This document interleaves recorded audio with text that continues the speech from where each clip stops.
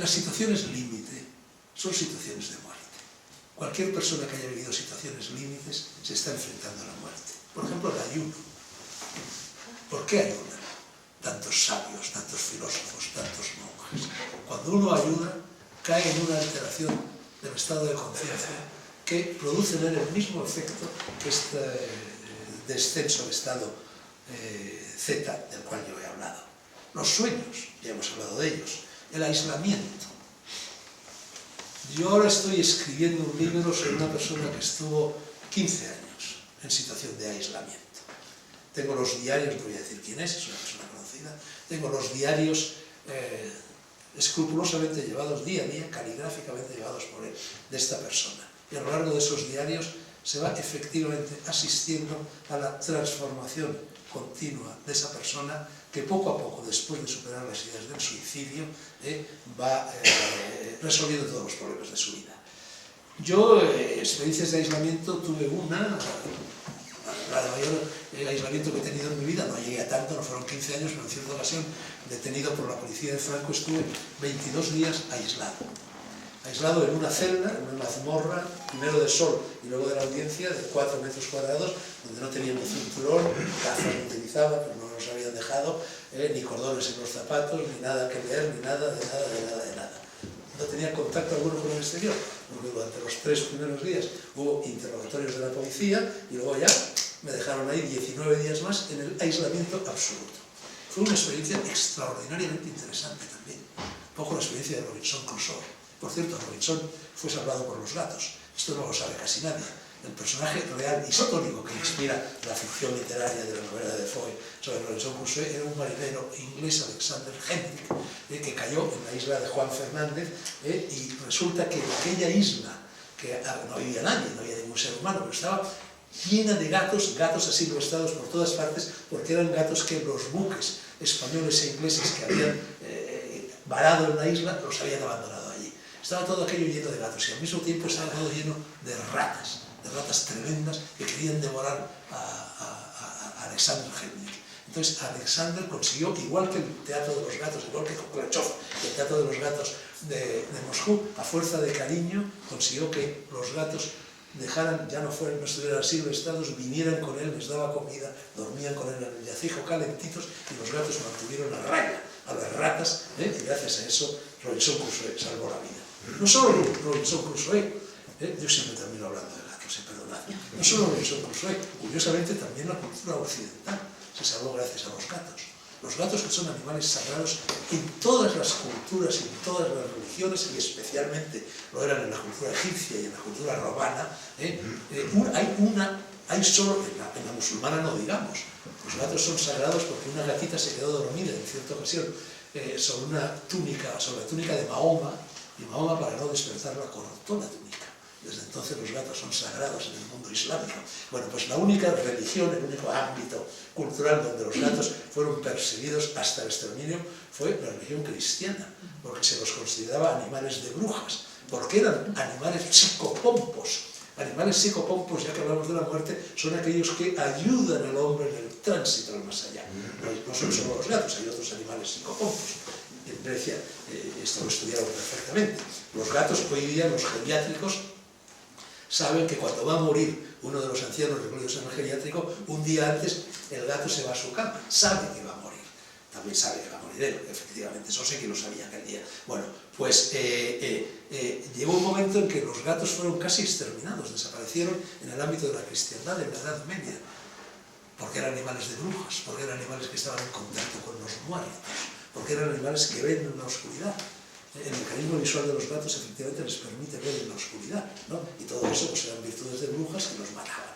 En las fiestas de San Juan de París, por ejemplo, en las ferias, en las barracas de ferias que se montaban, colocaban a gatos vivos, como los patitos, a los cuales disparábamos aquí con rifles de aire comprimido, y con dardos de verdad los mataban. Y entonces, ¿qué pasó? Pasó que llegó la peste negra. Y la peste negra, que estuvo a punto de acabar con la población de Europa, la traían las ratas. Y hubo que recriar a los gatos, para que más cristianos que los cristianos se comieran a las ratas. Y salvaron la civilización occidental. Eso es un secreto. Bueno, estaba hablando de las situaciones límites. El sexo, la famosa sexualidad sagrada. Haremos un curso sobre sexualidad sagrada. Y una de las cosas que verdaderamente lamento, yo tengo la impresión, a lo mejor es una impresión un poco petulante, que hay algunas cosas que yo he sido el primero en hablar de ellas aquí en España. Una es el sushi. Nadie hablaba de sushi cuando yo volví de Japón hace un montón de años y hay sushi hasta en la sopa, normalmente hecho por los chinos, además no tienen ni idea de cómo se hace sushi. Lo otro que tengo la impresión de haber sido el primero en hablar es el yin y el yang, con el famoso diagrama la esfera dividida en una línea sinusoidal en dos gajos. Y ahora también tenemos yin y yang hasta en la sopa, vamos, en los trajes, en los souvenirs. Fernando, el OM también. El OM también fui. Sí, pues otra, cuatro. Efectivamente, el OM también, es verdad. Que no nos queda amén de los cristianos, si el OM, el Aum del hinduismo y de Oriente, es el amén de los cristianos. Que por cierto, esto tiene que ver bastante con la muerte, porque una de las maneras, que no se me vaya el hilo, ¿de qué estaba hablando hace unos? Y lo otro que fui el primero a hablar fue el Tantra. El famoso Tantra, que ahora también hasta en la sopa, todo el mundo hablando de Tantra, no falla. Si viene un periodista a entrevistarme, la pregunta es fija. Háblenos usted de las técnicas de eyaculación interior y de todo esto. Ya, lo primero que le digo a un periodista, cuando me voy a que le digo, mire, respondo a cualquier pregunta, pero no me mencione usted del Tantra porque lo he hecho a patadas. Porque la gente se ha convencido de que el Tantra es una técnica de meditación durísima, dificilísima y al alcance de poquísimas personas. Es una especie de gimnasia sexual que permite a la gente follar mucho, muy bien y no cansarse nunca. Y no tiene absolutamente nada que ver con eso. El Tantra es una técnica de meditación que nace cuando la consorte del dios Shiva, una vez más Shiva, Parvati, Shakti de Shiva, se dirige al maestro, que estaba en tarima, y le dice, oh maestro, enséñame los misterios del universo. Y entonces el maestro la trae a su regazo y le enseña 130 y tantas posturas, esas que están relatadas en el Kama Sutra o esculpidas en los templos de Khajuraho, en los templos de Konarak en la India, y cada una de esas posturas, de esos asanas, son asanas mentales que se corresponden con una forma de meditación. A través de esa técnica del tantrismo, que es de todas las técnicas de meditación seguramente la más difícil y la que está al alcance de menos personas, porque hay que estar muy bien dotado, y no hablo de sexo, para practicar el tantra, pues no tiene nada que ver con esa gimnasia sexual con la que se ha trivializado. Bueno, pues también tengo remordimientos de conciencia por haber contribuido a la digo yo y lo Ramiro Calle. Pues a él también me desespera lo mismo que me desespera a mí. Se me estaba yendo otro de los hilos posibles acerca de la muerte, y es la respiración. No es una casualidad la anécdota que he contado de mi padre cuando me echó el hálito. ¿Cuándo nace un niño? ¿Cuándo nace de verdad? ¿Cuándo se incorpora a la vida? Cuando exhala el primer bajido, es decir, cuando respira, cuando sus pulmones absorben la primera bocanada de aire. Respirar es vivir. Respirar y vivir son dos palabras absolutamente sinónimas. Quien no respira no vive. Quien no vive no respira. Cuando morimos, se dice, y se dice bien, que exhalamos el último suspiro. Por lo tanto, para aprender a nacer, para aprender a vivir y para aprender a morir, fundamentalmente hay que aprender a respirar. La mayor parte de la gente no sabe respirar, sobre todo en Occidente. En Occidente la respiración es pulmonar, obviamente, pero puede ser torácica o puede ser abdominal. La forma natural de respirar es la respiración abdominal, en la cual la barriga sube y baja, se hincha y se deshincha, el diafragma sube para arriba, y entonces así se va respirando. En cambio, en Occidente se practica por lo general la respiración torácica, es decir, con los músculos del tórax se inspira y se expira, con lo cual nunca se termina de inspirar y nunca se termina de expirar, y eso produce una continua acumulación de toxinas. Hay que aprender a respirar. Para aprender a respirar hay que, por lo pronto, tener la columna vertebral erguida. Estos divanes en los que a todos nos gusta rellenarnos, a mí también, lo confieso, son fatales para la respiración. La respiración abdominal en 8 tiempos es mano de santo para resolver cualquier situación difícil que se plantee en la vida. Cuando estáis angustiados, respirad abdominalmente en 8 tiempos. Es muy fácil. Basta, al principio parece difícil, es tirado. Es decir, hay que hacer una breve pausa, hay que dividir en 3 zonas, la zona pulmonar, entonces al principio pausa, Luego se llena la primera parte, la parte más baja del abdomen. Se llena, pausa, luego la segunda, pausa, luego la tercera, pausa y luego hacia abajo. Son 8 movimientos en total. Esto se puede hacer deprisa, se puede hacer despacio, se puede hacer caminando, se puede hacer dando una conferencia, se puede hacer haciendo el amor, se puede hacer siendo operado del corazón, se puede hacer en cualquier situación de la existencia. Y os aseguro que es mano de santo. Respiración abdominal en 8 tiempos. Pero bueno, a lo que iba. Una forma de morir es respirar de una determinada manera. Y curiosamente se aprende a morir, se tienen experiencias de muerte o respirando muy deprisa, lo que se llama respiración holotrópica. Stanislas Grof cultiva, que era, en fin, el gran psiquiatra checo, que utilizaba el LSD en sus experiencias y que al ser emigró a Estados Unidos y que al prohibirse el LSD en Estados Unidos con la caza de brujas que se desencadenó allí y que no ha cesado contra este tipo de sustancias, tuvo que inventar otros sistemas para conseguir los mismos efectos que conseguían sus pacientes con el LSD, y entonces recurrió a lo que se llama respiración holotrópica, en la cual se cae verdaderamente en estos estados de muerte en vida, y consiste en estar mucho tiempo respirando de esa manera. Y curiosamente, lo contrario, respirar muy despacio, muy lentamente, ir poco a poco acogotando la respiración, también produce la misma sensación. ¿Por qué en las iglesias cristianas? ¿Por qué el OM? Hace un momento hablábamos del OM, o del amén, o de las letanías de las iglesias cristianas. Ora pro nobis, ora pro nobis, ora pro nobis, Kyrie eleison, Kyrie eleison, Kyrie eleison, las jaculatorias. ¿Por qué? Para inducir estados de conciencia modificados y proclives a la experiencia espiritual. En todas las iglesias del orbe cristiano y del orbe oriental se recurre a esos mantras, a esas jaculatorias, a esos ora pro nobis que están perfectamente calculados desde el punto de vista fonético para que se expire un poquito más de aire del que se inspira. Si uno está en una iglesia, hay la penumbra, los cirios, el olor a incienso, las imágenes, y empieza a rezar el rosario, y ora pro nobis, ora pro nobis, ora pro nobis, ora pro nobis, poco a poco va enrareciendo el oxígeno de la sangre y aumentando la intoxicación producida por el anhídrido carbónico, con lo cual cae también en experiencias de muerte y cae también en estados de conciencia alterados y acaba viendo que la Virgen le guiña el ojo.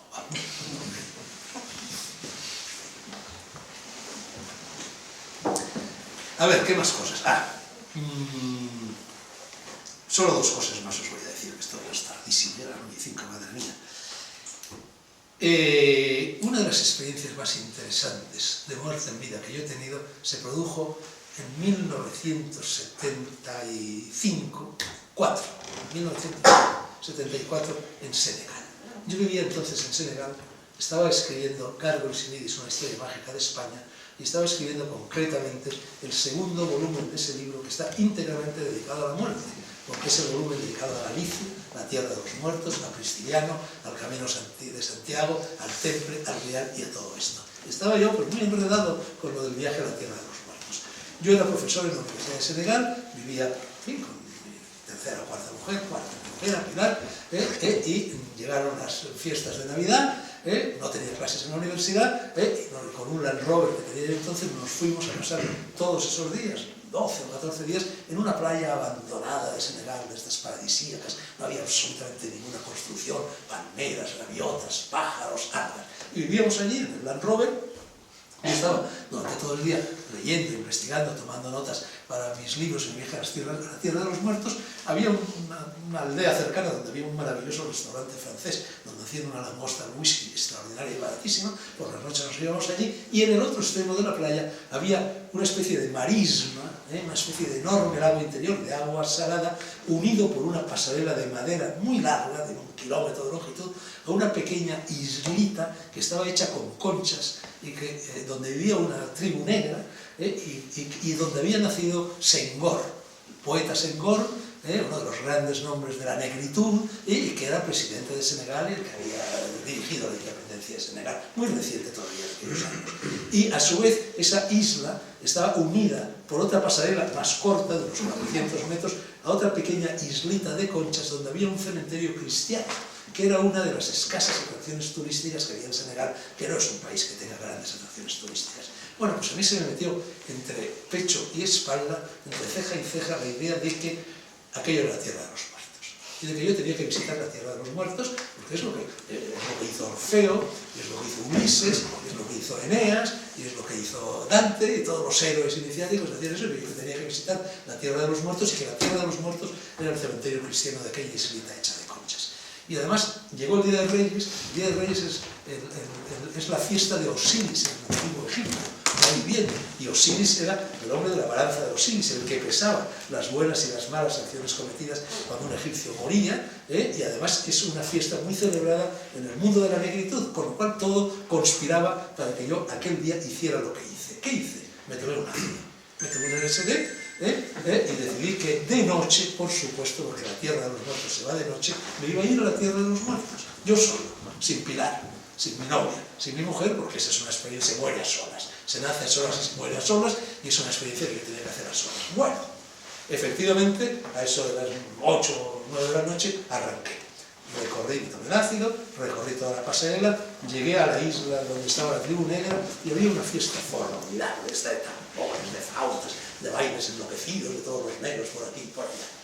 Y bueno, yo me incorporé, entusiasta a aquella fiesta, lo pasé muy bien, danzando tal y cual, y de repente, no sé, a las 2 de la mañana o a la 1 de la madrugada, desaparecieron todos los bailarines, desaparecieron todos los negros, y la isla se quedó completamente desierta. Miento, desierta no, estaba poblada por perros. Había toda clase de perros muy agresivos que olían al extranjero, que olían al hombre blanco, que me gruñían, que me perseguían. Yo todo esto estaba en ácido, llevaba ya varias horas en ácido. Entonces, acosado por los perros, me dirigí al mar, me dirigí a la orilla del mar. Aquí estaba la isla, aquí estaba el océano, aquí estaba esa marisma que os digo, y aquí estaba la primera pasarela y aquí la segunda. Llegué a la orilla del mar y el mar había desaparecido. Era día de plenilunio, había habido una marea potentísima y el mar había desaparecido, pero no se veía el mar, se oía rugir el agua a lo lejos y se veía el fondo del mar. Era un espectáculo verdaderamente terrorífico, peor todavía que los perros, lovecraftiano, lleno de burbujas, pum, pum, pum, cosas que se hinchaban, que se deshacían, extraños tentáculos, pulpos, animales jamás vistos que pululaban por ahí. Y yo entonces, como un hombre tiene que hacer lo que teme, fiel a la consigna de Krishnamurti, haz lo que temes y el temor perecerá, tengo que adentrarme aquí en este piélago monstruoso. Entonces, efectivamente, me adentré con un miedo tremendo. Llevaba un palo en la mano, iba tocando con el palo, tanteando, que decía, bueno, aquí debe haber arenas movedizas, en cualquier momento, ¡gluc!, desaparezco, o bien, igual que el agua se ha ido repentinamente por el plenilunio, vuelve repentinamente, me rodea y me ahogo. Bueno, todo esto duraría, no sé, media hora, pero claro, el tiempo de ácido eran 400 años. Ay, yo impertérrito, avanzando. Me hice aquí una herida, que apretaba el palo este que le dio en la mano, apretaba contra el suelo, a ver si había arenas movedizas en ella de inicio. Y ya por fin consideré que había vencido esa primera prueba, la del piélago tenebroso, y regresé. Los perros de todo esto seguían acosándome, y entonces dije, bueno, ha llegado el momento de ir a la tierra de los muertos. Y me fui a la segunda pasarela, la que llevaba ya directamente a Hades.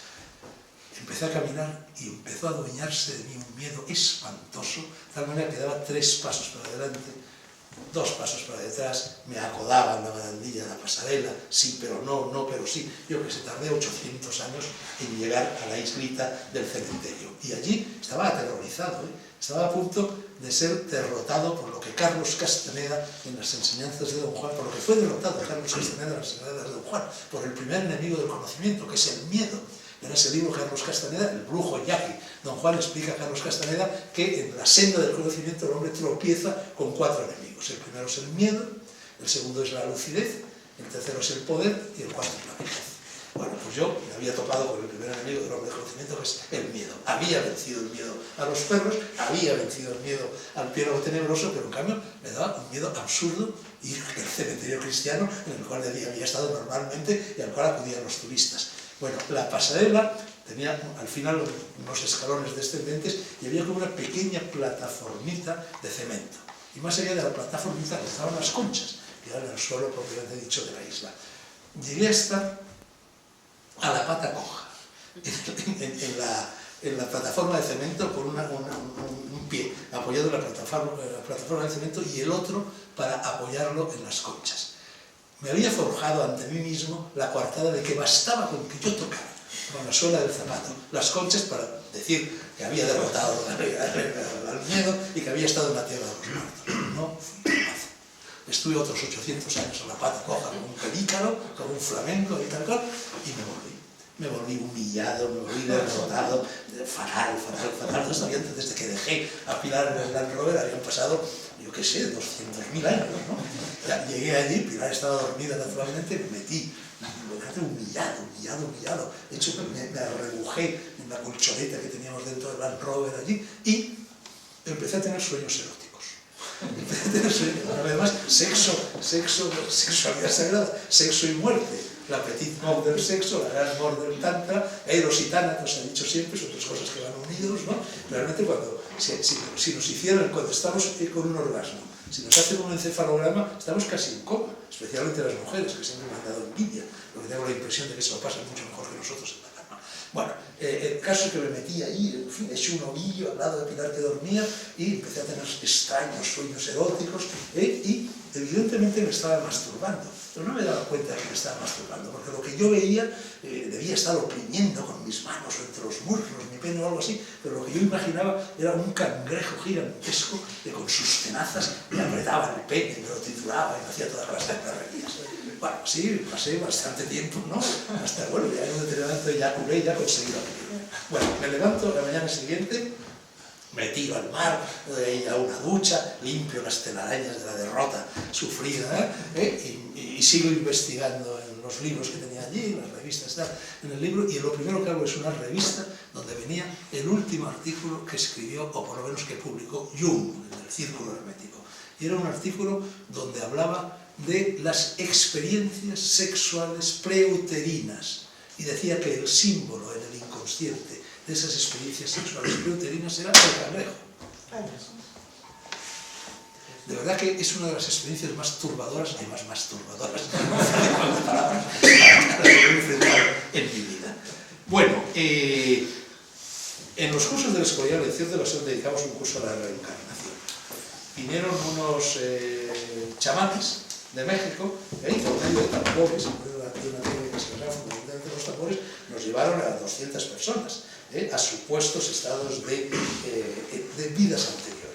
Naturalmente es muy difícil establecer si lo que uno ha visto en esas experiencias de renacimiento, se llama también de reencarnación, son reales o son fruto de extrañas asociaciones mentales. Es muy difícil discernir esto.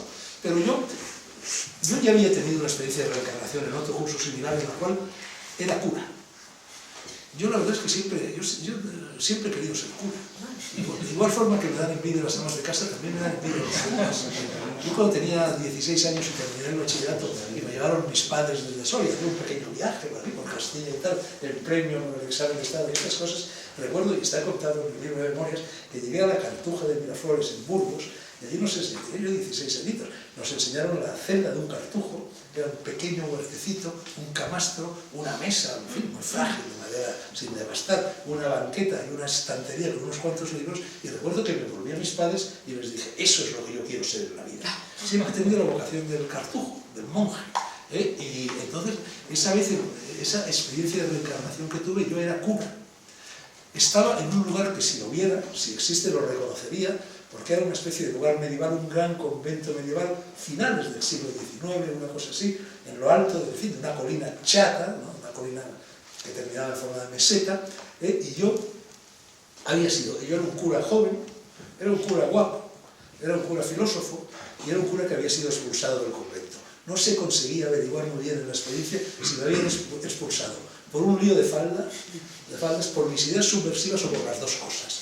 Lo cierto es que me habían expulsado y yo vivía abajo, en el pueblo que estaba debajo de esta colina, y no conseguía irme de allí, giraba, y tenía esta relación, en fin, de que no conseguía volver a ser cura, pero quería ser cura, etc. Esa era la primera experiencia de reencarnación que yo había tenido, hombre, que efectivamente concuerda bastante bien con aquello de la Cartuja de Miraflores, en fin, de los anhelos que he tenido en la vida. Y luego, en esta experiencia que os digo de los chamanes marroquíes, que realmente ahí caímos, al menos caí yo, en estado de trance, un estado de trance muy profundo, y tuve 3 experiencias verdaderamente interesantísimas, que además eran sucesivas en el tiempo. La primera fue de lobo. Me convertí en lobo. Fui animal. Lobo Castilfrío, el lobo estaba en una manada de lobos, nieve, la hembra, las crías, protegía, cazaba, tiraba la yugular, arrastraba la pieza para que el resto de la familia la devorara, etc. Fui lobo, me encantó ser lobo. No es seguramente una casualidad que haya puesto el nombre de lobo a mi hijo Aquela, que siempre diga, ya sabéis que según los chamanes todos tenemos dentro un animal de poder, que es nuestro lado natural. El hombre está siempre bailando en el alambre de la naturaleza y de la historia, de lo artificial y lo natural, pero que duda cabe que todos tenemos, en fin, una poderosa parte de nuestra personalidad y de nuestra fisiología, que es animal, ¿no? Entonces todos tenemos dentro ese animal de poder, y averiguar cuál es tu animal de poder y jugar con él, estar con él, contribuye a conciliar tu parte artificial con tu parte natural. Es importantísimo esto del chamanismo. Bueno, yo, exagerado como soy, tengo 5 animales de poder, que son el gato, por supuesto, el escarabajo, el lagarto, el oso y el lobo. Son 5 animales muy parecidos, todos solitarios, todos huraños, todos al margen de la sociedad, en fin, todos nobles, ¿no? Y entonces, bueno, la verdad es que me encantó ser lobo. Y tengo un cariño a los lobos extraordinario. Ahora estoy en contacto con un señor que se dedica a criar lobos en León, que me ha ofrecido un lobezno. Dice que son maravillosos para vivir si los cojo desde pequeños. Pero la verdad es que el ojo se me resiste a traer un lobezno aquí a Castelfrío. Ya trajimos un burro, me regalaron un burro zamorano, de raza autóctona zamorana. Fue tremendo, porque era un burro macho. Aquí me decían los lugareños de la zona que tener un burro sin castrar es de burros. Efectivamente no se puede tener un burro sin castrar. Ya la apoteosis de este burro que me metió en toda clase de líos fue que un día se escapó y estuvo 3 días perdido por los campos de Panllevar. Yo buscando al burro, el perro que tenía yo entonces había desaparecido con el burro. Entonces viví mi experiencia de sí. Un campesino me decía, pues se ha oído rebundar no sé dónde, ya que me iba a donde se ve, ya no estaba ahí el burro. Pues hemos visto unas boñigas de burro, allá que me iba a ir, ya no estaba el burro. Y así al cabo de 3 días hasta que por fin conseguí localizar al burro, y fue enternecedor porque llegué por fin, pero atravesando zarzales, pedregales, etc. Llegué por fin donde estaba el burro, y el perro pastor alemán que tenía yo entonces, estaba al lado del burro. No había vuelto ni a comer ni a nada, vigilando al burro hasta que la llegaba. Se tiró 3 días el perro allí. Bueno, la segunda experiencia que tuve en aquella ocasión fue la de fui chamán. Fui chamán, era chamán en una tribu prehistórica, y también me encantó ser chamán, la verdad. Y la tercera experiencia, fui guerrero negro. Fui guerrero negro en una tribu africana, me enfrenté en una batalla a las tribus opuestas y volví lleno de sangre, victorioso, fui aclamado por las muchedumbres en mi tribu, etcétera, etcétera, y también me encantó. Así que fueron 3 experiencias altamente satisfactorias. Yo la verdad es que me encantaría en alguno de los próximos cursos poder organizar talleres de este tipo. Uno de reencarnaciones, otro de nacimiento y otro de registros acásicos. Ya sabéis lo que son los registros acásicos, que pueden existir o no. Todo lo que ha sucedido deja su huella, nada desaparece.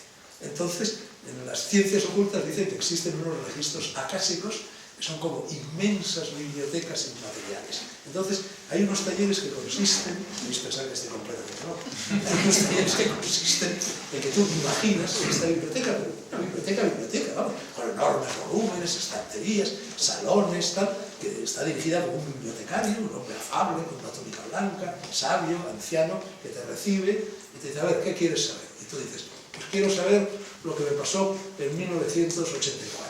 Ahí tienes el libro, coges, sacas el libro de 1984, lo abres y ahí está. Bueno, esto es lo que cuentan los ocultistas. Será verdad o será mentira, pero es verdad que es posible organizar talleres en los cuales aparentemente uno llega a esa situación y asiste, recuerda toda su vida. Ese sería uno de los talleres, otro es este de las reencarnaciones que os he dicho, y otro, el más interesante, es el de la vida entre las vidas. El ir al bardo y averiguar qué es lo que sucede cuando se está entre Pinto y Valdemoro, entre el más allá y el más acá, en esa tierra del aire y tierra de todos que es el bardo todo. Y ahora ya sí que termino, y en la estantería de mi biblioteca dedicada a la muerte he encontrado olvidado este libro de Juan Ramón Jiménez, que se llama La muerte, y que resulta que Juan Ramón Jiménez quería publicar un libro que nunca llegó a publicar, que se llamaba La muerte. Yo, la frase más bonita que he leído nunca sobre la muerte, y está citada también en el libro de Soseki, es ese verso de Juan Ramón que dice, y yo me iré, y se quedarán los pájaros cantando. Pero resulta que José Ramón escribió muchísimo más, escribió un montón de poemas sobre la muerte entre 1919 y 1924, 119 poemas. Entonces, una de las experiencias más bonitas que se pueden hacer en defensa de la lectura y que funciona siempre, viene de San Agustín. ¿Sabéis? San Agustín se convirtió, cuentan, era un pagano, pecador, era como Stevenson, ¿no? Moría joven, y un día se le apareció un ángel, le tendió un libro, le dijo, "Tole, lo abrió y se convirtió". Bueno, realmente la experiencia de coger un libro y abrirlo al azar es rarísimo que lo que uno encuentra al azar no tenga que ver con algo tuyo, no tenga que ver con algo que tú estás viviendo o que tú deseas saber. Es algo que se refiere a ti siempre. Yo esta mañana a solas he hecho esta experiencia. He abierto por 3 lugares este libro a ver lo que el libro me sugería. Y ha aparecido, el primer poema es este, muy breve.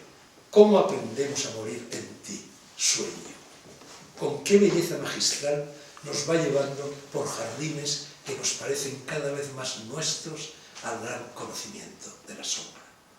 Resume prácticamente todo lo que yo acabo de decir aquí. El segundo poema con el que me he topado dice: La perdida. Perdida la noche inmensa. ¿Quién la encontrará? El que muere cada noche más lejos se va.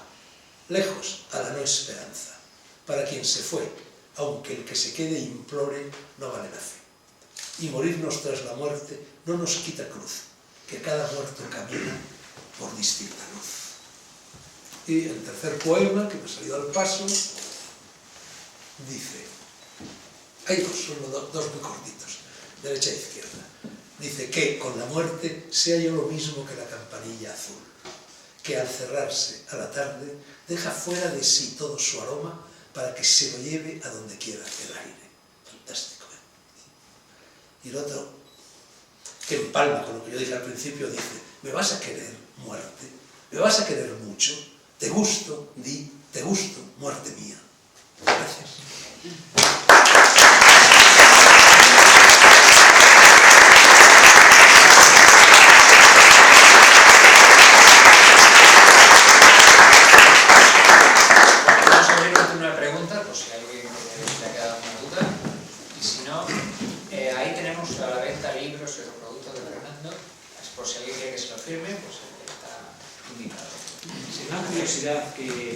Que tuve cuando leí Kokoro y que ha repetido usted otra vez, ¿por qué se expresa diciendo que se baja a la tierra de los muertos? Bueno, eso hombre, es una idea, es una metáfora. Evidentemente la tierra... ¿No sabe su metáfora por qué lo dice? Bueno, pero es que es una metáfora que viene de la antigüedad. En el mundo pagano se decía los ínferos, lo que está debajo, lo que está oculto. Y de ahí todo Eneas, Ulises, Orfeo, Dante, todos utilizan la expresión bajar a los ínferos. Es una forma de hablar, pero efectivamente no tiene nada que ver con subir o bajar. Uno se va a otro estado de conciencia, se va a otro lugar, pero a la hora de expresarlo con palabras tienes que recurrir a metáforas que puedan expresarse con palabras, ¿no? En cualquier caso, hombre, lo que yo cuento en Kokoro, la verdad es que bajé, porque el quirófano efectivamente está en los ínferos, y la UBI está también en la planta baja del edificio. Y luego los muertos se les entierra, ¿no? Siempre está unida la idea de la muerte a la idea de los ínferos, ¿no? ¿Qué más?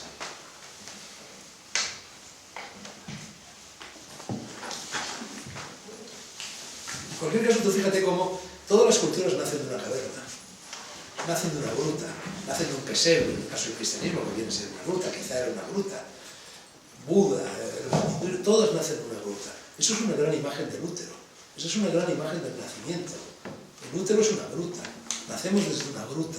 Y una gruta brinda también el acceso, el regreso a la tierra de donde venimos, que es una tierra que está en las profundidades de la tierra. De ahí viene. Es una asociación de ideas fácil, pero universal. Sí. También eso viene del mito de Osiris, Sí, claro. que se mete el sol, se mete dentro de la tierra. Claro. Y esa es la tierra del muerto. Claro, el sol, como muy bien dice esta persona, cuando muere se oculta, baja, cuando nace sube.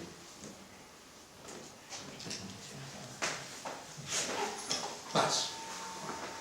Pero las personas que dicen que conocen a, no sé si a Sadhu o a gente de la India que vive a lo mejor 150 años, 200 años. ¿Qué opinas de eso? ¿Es posible ser eterno? O sea, yo conozco a otra persona que ha pasado por 4 cánceres y que intenta, dice que estaba más allá del umbral de la muerte. ¿Sabes? Se convirtió en inmortal. No me entiendo muy bien con él porque es americano y tal, por fin lo que puedo hablar. Como que él, no significa eso que no se vaya a morir, sino que él por lo menos se considera detrás del umbral de la muerte, o sea, ya como un inmortal. ¿Sabes? Hombre, yo, que no se vaya a morir, estoy seguro de que se va a morir. Antes he dicho que la única certeza que tenemos es la muerte. Es una ley física, es la segunda ley de la termodinámica, es la entropía, todo se enfría, y la muerte, la desaparición, la necrosis se produce por enfriamiento.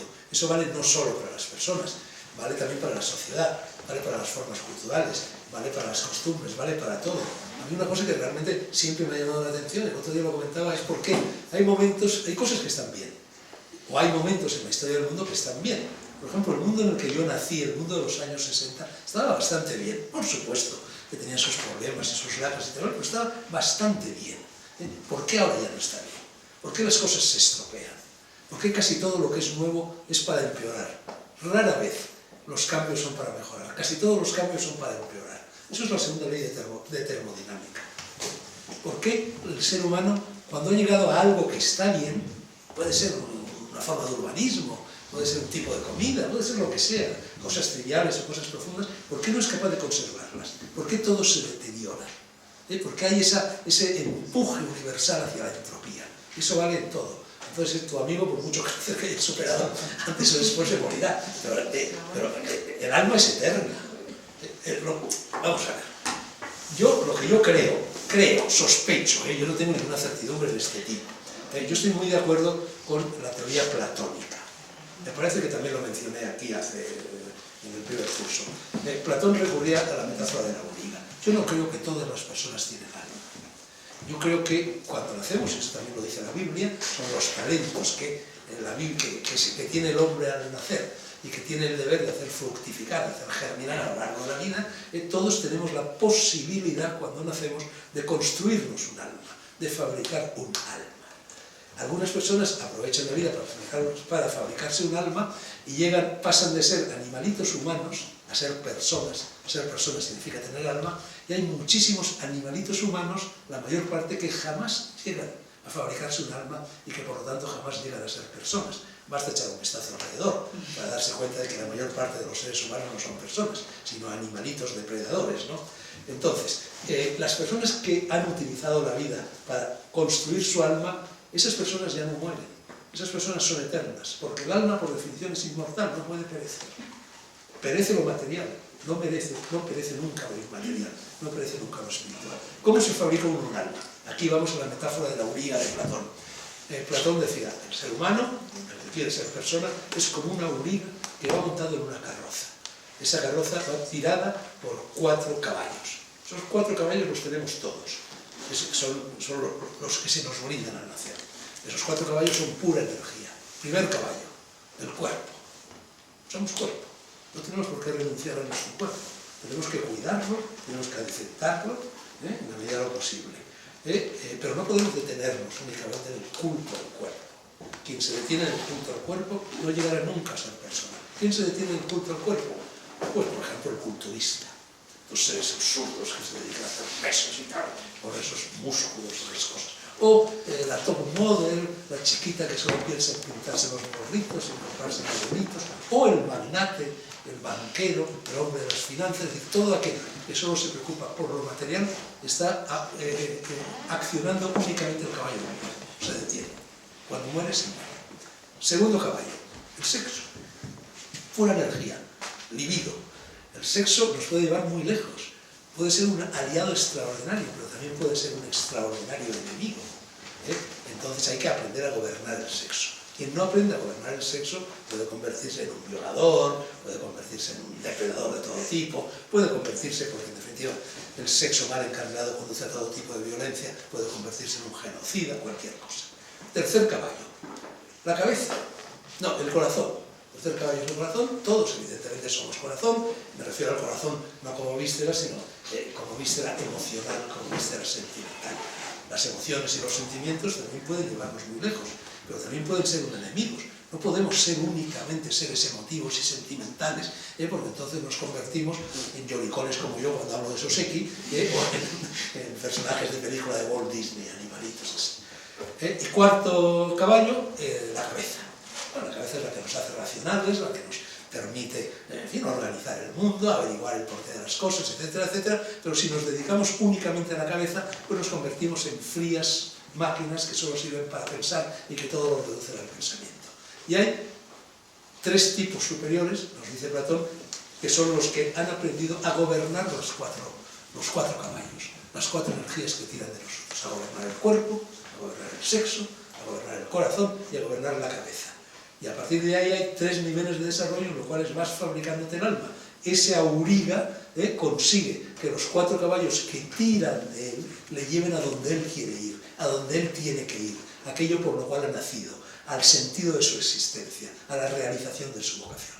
Esa persona se ha construido un alma y cuando muere ya no muere.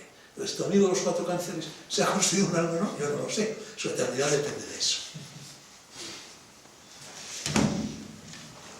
Bueno, si no hay más preguntas, pues damos por concluida la conferencia. Y Fernando firmará libros a todo gente. Yo sí quería decir una cosa. Lo que han dicho de las ondas Z o teta, creo que se llama. Z se pronuncia, sí. Que a través del Qigong sí se llega a ese estado de producir esas ondas Z y permanecer en ese estado todo el tiempo que quiera. Bueno, hay muchas maneras de llegar a ese estado. Ahora, la manera más directa es la meditación. Pero que se puede hacer a través del Qigong y hay técnicas y ejercicios que son muy fáciles de hacer porque la meditación, llegar a un estado de meditación y no pasar la barrera del sueño es más difícil, porque estar haciendo ejercicios de Qigong no te duermes porque estás haciendo ejercicio muy lento, pero llegar al estado de meditación con ondas Z y estar parado, pasas enseguida al sueño, a pegar cabezadas. Todas las artes marciales son técnicas de meditación, son técnicas para alcanzar ese estado de trance al que te refieres. No, pero digo que al estar en movimiento, el Qigong, sí, te ayuda estar en movimiento, a te permanecer ayuda despierto. a no dormirte y a permanecer en ese estado mucho tiempo. Carmen es nuestro profesor. Sí, lo sé. Acabo de darme cuenta. Pero fíjate que esto de las artes marciales, porque claro, cuando el karateka, por ejemplo, exhala ese grito, Kiai, es pura energía. Porque eso además lo hace con el abdomen, lo hace con el jara, que es donde para los orientales reside el alma, no reside en el corazón ni en la cabeza. Reside aquí, que es el centro de la energía, efectivamente. Cuando tenemos un estado de psicosomático alterado, lo primero que nos afecta es el abdomen, ¿no? Entonces exhalan este Kiai, es perfecto, ¿no? Es el Ki, es como se llama la energía en Japón. Y tú fíjate que hay un arte marcial español que es el torero. El torero hace cosas muy parecidas a las de las artes marciales. Por ejemplo, ¿qué hace el torero para llamar al toro? Dice, toro! Es el Kiai. Hace círculos, como en el Tai Chi, como en tantas artes marciales. Mide muy bien el tiempo y los espacios, tiene que saber respirar muy bien. El toreo es el arte marcial ibérico. Al final vamos a hablar de toros. Haremos un curso sobre toros. ¿Alguna pregunta más? Y si no, clausuramos la conferencia. A mí, después de las chicas y los gatos, lo que más me gusta son los toros. Una formación que también me genera continuos problemas con mis semejantes. Bueno, pues nada.